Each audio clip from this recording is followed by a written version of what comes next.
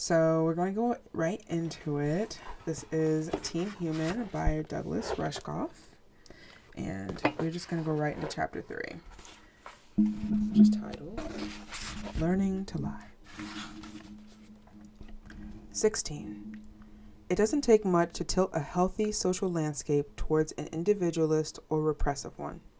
A scarcity of resources, a hostile neighboring tribe, a warlord looking for power, an elite seeking to maintain its authority, or a corporation pursuing a monopoly all foster antisocial environments and behaviors.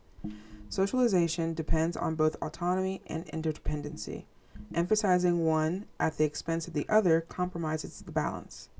For example, one desocializing strategy is to emphasize individualism. The social group is broken down into atomized individuals who fight for their right to fulfillment via professional advancement or personal consumption. This system is often sold to us as freedom. Those competing individuals never find true autonomy, however, because they lack the social fabric in which to exercise it. Another path to desocialization emphasizes conformity. People don't need to compete because they are all the same. Such a system mitigates strident individualism, but it does so through obedience, often to a supreme ruler or monopoly party. Conformity is not true social, however, because people are looking up for direction rather than to one another. There's no variation, mutation, or social fluidity, so conformity ends up just being as desocializing as individualism. Both approaches depend on separating people from one another and undermining our evolved social mechanisms in order to control us. 17. Any of our healthy social mechanisms can become vulnerabilities, what hackers would call exploits for those who want to manipulate us. When a charity encloses a free gift of return address labels along with their solicitation for a donation, they are consciously manipulating our ancient embedded social bias for reciprocity. The example is trivial, but the pattern is universal. We either succumb to the pressure with the inner knowledge that something is off, or we recognize the ploy, reject the plea, and arm ourselves against such tactics in the future. In either case, the social landscape is eroded. What held us together now breaks us apart. Indeed, the history of civilization can be understood by the ways in which we swing between social connection and utter alienation, and how our various media contribute to that process. We invent new mechanisms for connection and exchange, from books to radio to money and social media. But then, those very media become the means through which we are separated. Books reach only the literate wealthy, radio encourages mob violence, money is hoarded by monopoly bankers, social media divides us into algorithmically determined silos. Unlike human beings ourselves, the media and technologies we develop to connect with one another are not intrinsically social. A lot of big words, Rushkoff. 18. Spoken language can be considered the first communication technology. Unlike dilating pupils or mirror neurons, speech requires our conscious participation. Language gave humans a big advantage over our peers and allowed us to form larger and better organized groups. Language bonded tribes, offered new ways to settle conflicts, allowed people to express emotions, and, maybe more important, enabled elders to pass on their knowledge. Civilization's social imperative could now advance faster than biology could engineer itself. But language had the reverse effect. Before language, there was no such thing as a lie. The closest thing to lying would have been a behavior such as hiding a piece of fruit. Speech created a way of actively misrepresenting reality to others. The written word, likewise, offered us the opportunity to begin recording history, preserving poetry, writing contracts, forging alliances, and sending messages to distant places. As a medium, it extended our communication across time and place, connecting people in ways previously unimaginable. When we look at the earliest examples of the written word, however, we see it being used mostly to assert power and control. For the first 500 years after its invention in Mesopotamia, writing was used exclusively to help kings and priests keep track of the grain and labor they controlled. Whenever writing appeared, it was accompanied by war and slavery. For all the benefits of the written word, it is also responsible for replacing as embodied experiential culture with an abstract administrative one.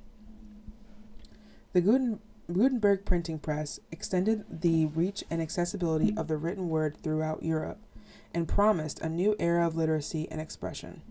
But the presses were tightly controlled by monarchs, who were well aware of what happens when people begin reading one another's books. Unauthorized presses were destroyed and their owners executed. Instead of promoting a new chapter of ideas, the printing press reinforced control from the top. Radio also began as a peer-to-peer medium. A radio set, originally a transceiver, what we now think of as a ham radio. As corporations lobbied to monopolize the spectrum and governments sought to control it, radio devolved from a community space to one dominated by advertising and propaganda. Adolf Hitler used the new seemingly magical medium of radio to make himself appear to be anywhere and everywhere at once. No single voice had so permeated German society before, and the sense of personal connection it engendered allowed Hitler to create a new sort of rapport with millions of people. The Chinese installed 70 million loudspeakers to broadcast what they called politics on demand throughout the nation. Rwandans used radio as late as 1993 to reveal the location of ethnic enemies so that mobs and loyalists with machetes could massacre them. Once under the control of elites, almost any new medium starts to turn people's attention away from one another and toward higher authorities. This makes it easier for people to see other people less than human and to commit previously unthinkable acts of violence. Television was also originally envisioned as a great connector and educator, but marketing psychologists saw in it a way to mirror a consumer's mind and to insert within it new fantasies and specific products. Television programming referred to the programmability not of the channel, but of the viewer. The bright box was captivating, perhaps even unintentionally capitalizing on embedded human instincts. Instead of sitting around a fire listening to one another's stories, we sat on the couch and stared into the ocean. Group rapport was replaced with mass reception.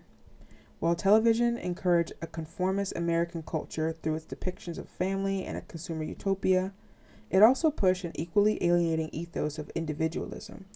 Television told people they could choose their own identities in the same way as they choose their favorite characters on a soap opera. The viewing public gladly accepted the premise and the social cost. Television commercials depended on alienating individuals, not socially connected communities. A blue jeans commercial promising a sexier life doesn't work on somebody already in a satisfying relationship. It is aimed at the person sitting alone on the couch. Television culture further fostered loneliness by substituting brand imagery for human contact. Television was widely credited as the single biggest contributor to this desocialization of the American landscape. The decline of national clubs and community groups, and the sense of social isolation plaguing the suburban frontier. That is, until the internet. 19. Get a little swig.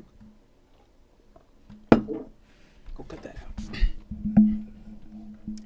19. The net seemed to offer personal autonomy at the same time as it connected people in new ways.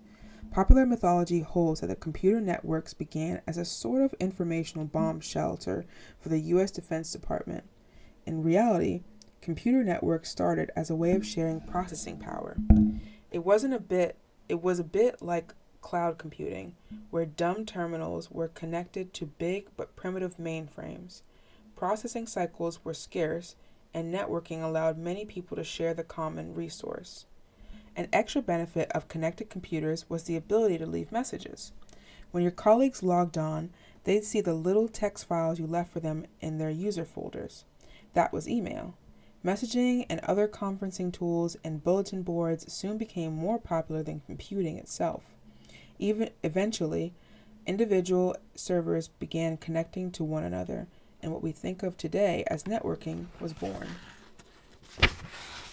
The defense industry saw in these ad hoc networks a new, resilient, and decentralized form of communication. If one part of a network was attacked, the rest could still function, even route around the broken parts. So the government funded the implementation of a big network of networks that finally became the internet. But from the earliest days of networked computing, users were socializing, sharing recipes, or playing games instead of working. Although inhabited originally by scientists and defense contractors, the net soon became the province of cultural progressives, geeks, and intellectuals. The government didn't want it anymore and tried to sell it to AT&T, but even the communications company couldn't see the commercial possibilities of a free medium driven by the pleasure of communication. For their part, the hackers and hippies inspired by the internet saw it as an extension of the human nervous system. Each human brain was understood to be a node in the giant network. Aspirations were high. The internet would transform humanity into the planet's brain, Gaia. The planet's spirit was to become fully conscious. Traditional media companies and advertisers who had decidedly less interest in planetary consciousness than they did in quarterly profits became gravely concerned when they learned in 1992 that the average internet-connected family was watching 9 hours less commercial television per week than families without the internet. So they took a two-pronged approach, vilifying the net in their broadcasts and publications while also steering the internet towards less interactive and more advertiser-friendly uses. The World Wide Web was originally intended as an easier way to find and hyperlink research documents, but its visual, clickable interface felt a lot more like television than the rest of the net. Attracted the interest of marketers. Users didn't need to type or actively think in order to participate. They could just click and read, or better, watch and buy.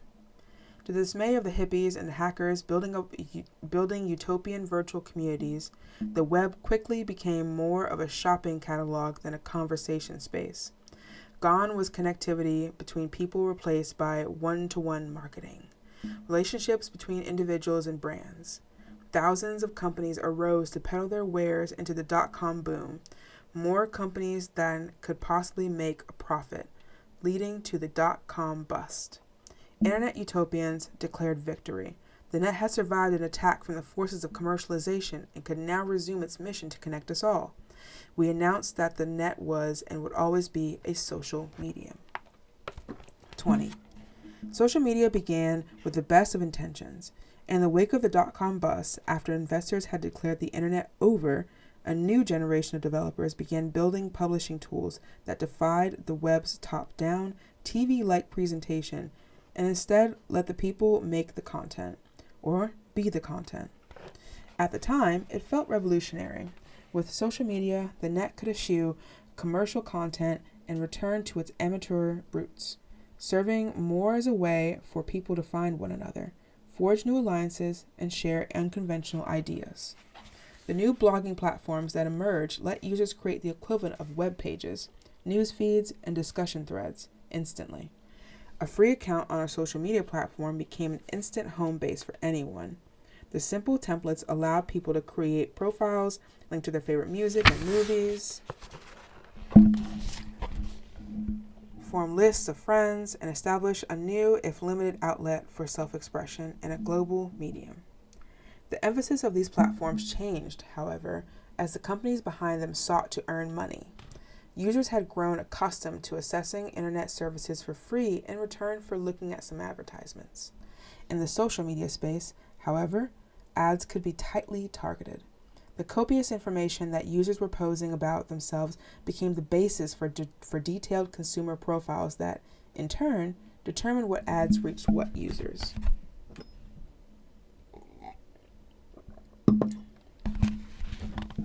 The experience of community engendered by social media was quickly overtaken by a new bias towards isolation.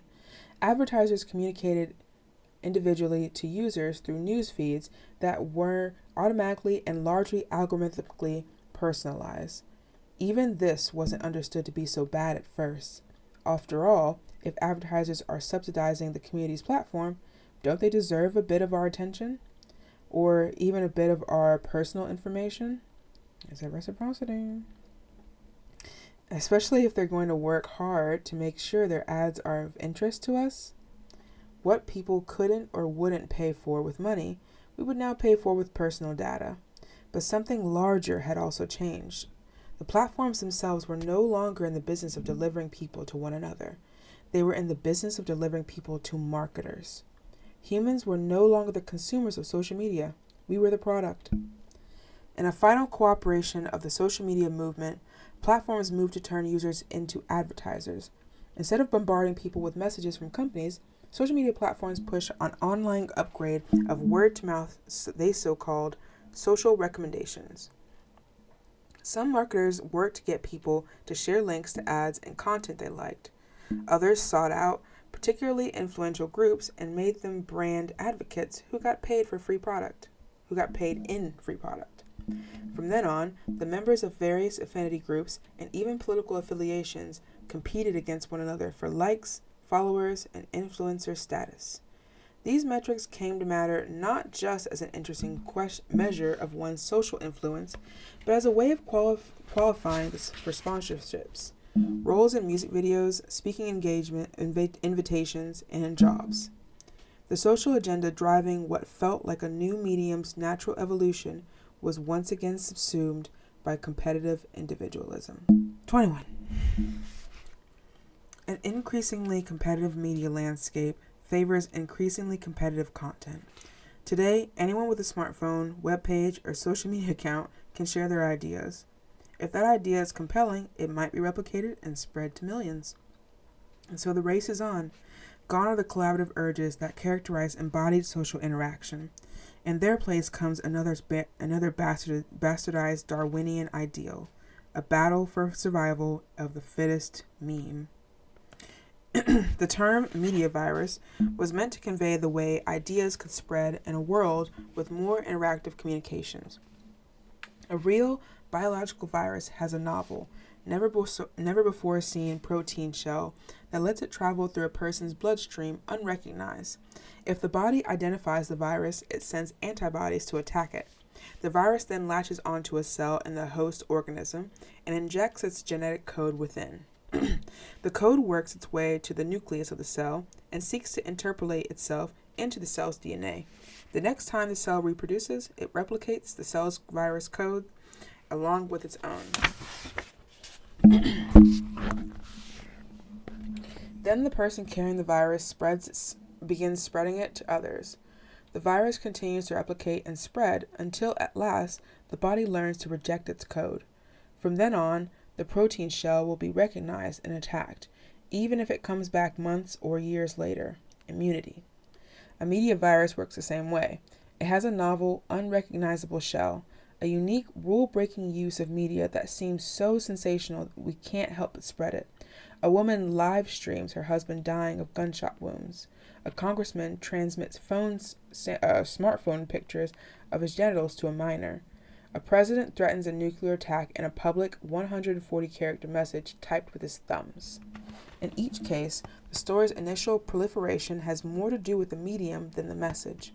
The viral shell is not just a media phenomenon, but a way of grabbing attention and paralyzing a person's critical faculties.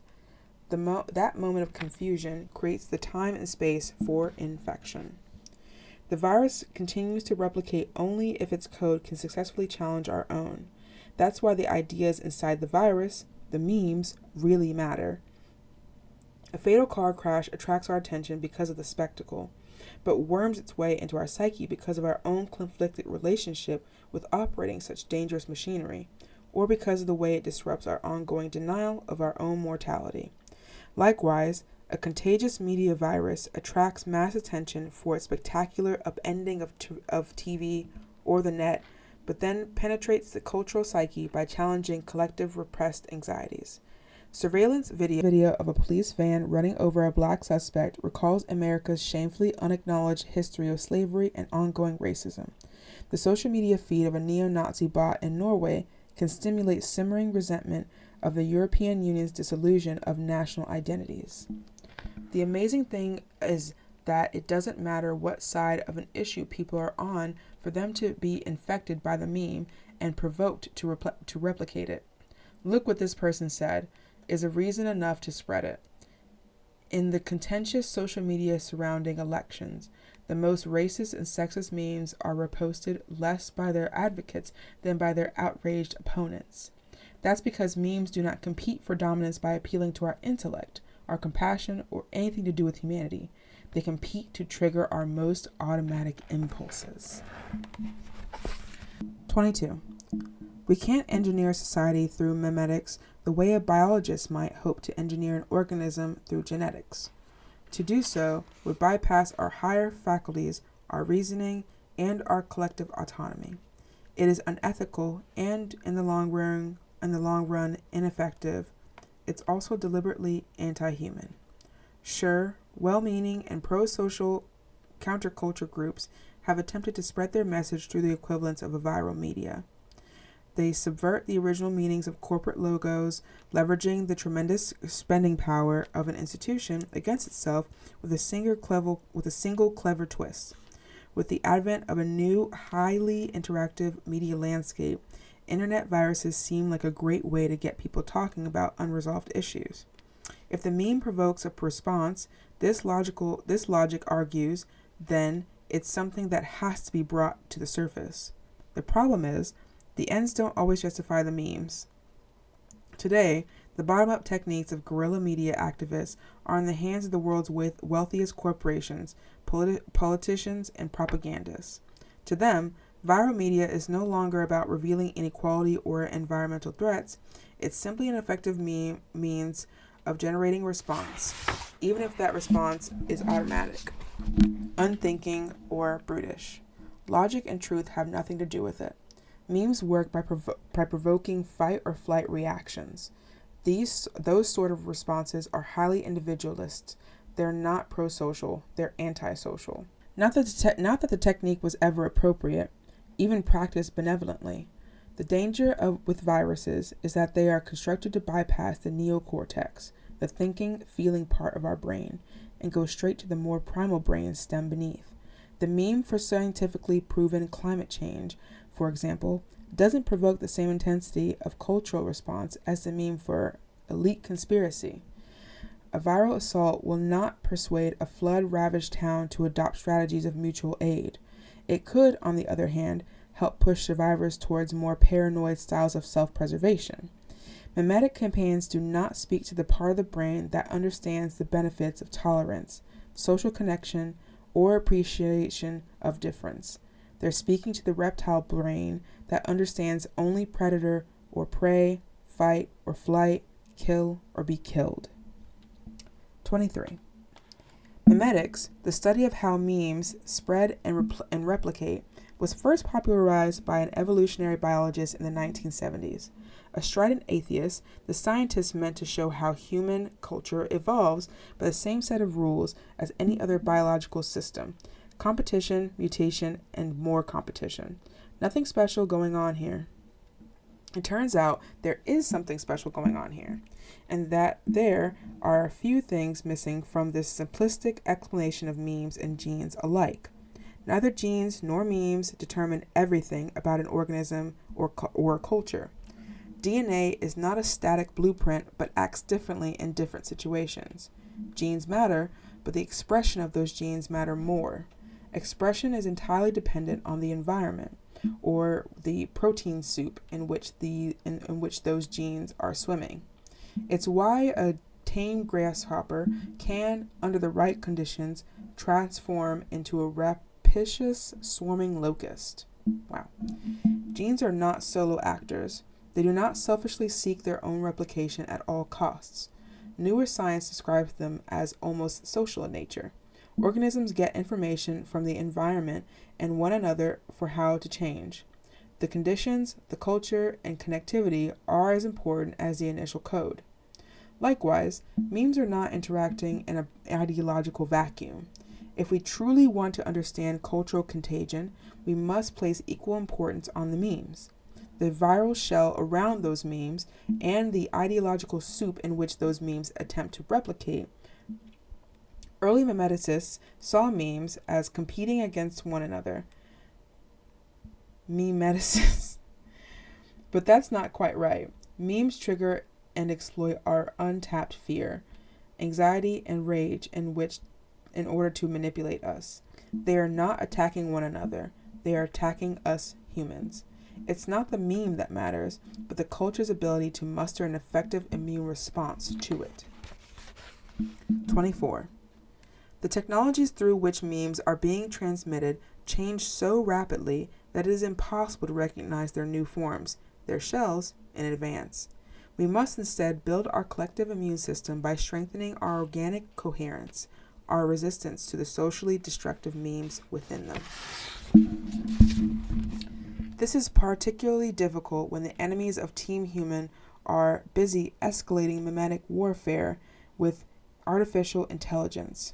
Each of their algorithms is designed to engage with us individually, disconnect us from one another, neutralize our defense mechanisms, and program our behavior as if we were computers. Television advertisers may have normalized the idea that consumers can be experimented on like lab rats, but social media weaponizes these techniques. At least television happened in public. The enormity of the audience was a source of its power, but also its regulating force. TV stations censored ads they found offensive for fear of losing viewers. In contrast, social media messages may cost pennies or nothing at all, are seen only by the individuals who have been targeted, and are placed by bots with no qualms about their origin or content. Moreover, when media is programmed to atomize us, and the messaging is engineered to provoke our most competitive reptilian sensibilities, it's much harder to muster a collective defense. We lose our ability to distinguish the real from the unreal, the actual from the imagined, or the threat from the conspiracy. The powers working to disrupt democratic process through mimetic warfare understand this well. Contrary to popular accounts, they invest in propaganda from all sides of the political spectrum. The particular memes they propagate through social media are less important than the immune reactions they hope to provoke. Mimetic warfare, regardless of the content, discourages cooperation, consensus, or empathy. The reptile brain it triggers does not engage in those pro-social behaviors. Instead, in an environment of hostile memes and isolated by social media, humans became more entrenched in their positions and driven by a fear of their personal survival. I'm gonna start the whole fucking paragraph over. Mimetic warfare, regardless of the content, discourages cooperation, consensus, or empathy. The reptile brain it triggers does not engage in those pro-social behaviors. Instead, in an environment of hostile memes and isolated by social media, human beings become more entrenched in their positions and driven by a fear for their personal survival. Worst of all, since these platforms appear so interactive and democratic, we experience this degradation of our social processes as a form of personal empowerment. To be truly social starts to feel like a restraint, like the yoke of political correctness, or a compromising tolerance of those whose very existence weakens our stock. This may not have been the intent of social media or any of the communication technologies that came before it. All the way back to language, the internet doesn't have to be used against a person's critical faculties, any more than we have to use language to lie or written symbols to inventory slaves. But each extension of our social reality into a new medium requires that we make a conscious effort to bring our humanity along with us. We must protect our social human organism from the very things we have created. That was chapter 4. Okay. We're getting into the meat of it. Wow. I mean, it's like, that was basically a whole recap of like 2008 to 2000 and now. I mean, even in 2019, he was already bringing up AI. And so I think that this was a pretty interesting chapter. I'm getting into it. He's harsh. I will say that he's harsh. I don't believe he thinks that like we should be getting rid of technology or like not using it, but he's very critical of how corporations and how those in power saw an opportunity and went full steam for it, and even were patient enough to see how we would, treat it and how we would use it, and then manipulated that and just tainted it. And so, I mean, his words are pretty specific. I mean, the 140 character message typed with his thumbs, definitely talking about Trump. Like, it's, yeah. I mean, this book wasn't written too long ago at all. So, it's super topical. But, yeah, we're going to get into chapter 4 next time. I'll see y'all next time. Okay. All right. Y'all have a good night. Bye. You didn't hear that.